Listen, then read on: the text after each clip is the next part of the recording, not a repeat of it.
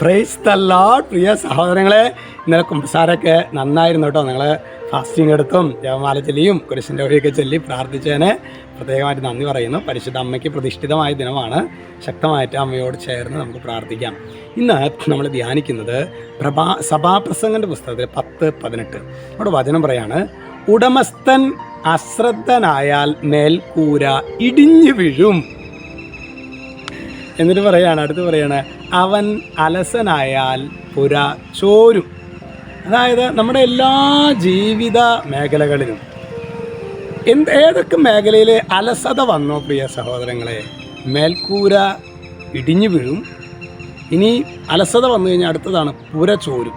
അതായത് ചോർച്ച സംഭവിക്കാതിരിക്കണം നമുക്ക് നിതാന്ത ശ്രദ്ധ.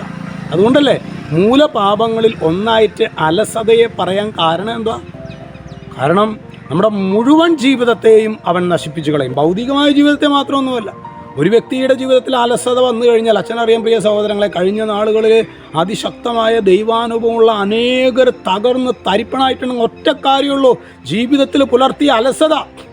പരിശുദ്ധ കുർബാനയിൽ പങ്കെടുക്കാൻ അലസത, കുടുംബ പ്രാർത്ഥനയിൽ ഒരു നിസ്സംഗത.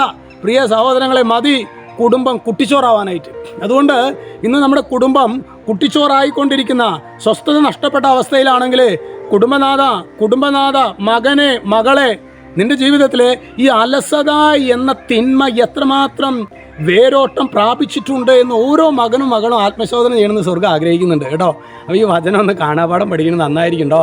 ഈശോ നിങ്ങളെല്ലാവരെയും അനുഗ്രഹിക്കട്ടെ. രക്ഷിതാവായ യേശുക്രിസ്തുവിൻ്റെ നാമത്തിൽ ആശീർവദിക്കുന്നു. എപ്പോഴും എന്നേക്കും ആമേൻ.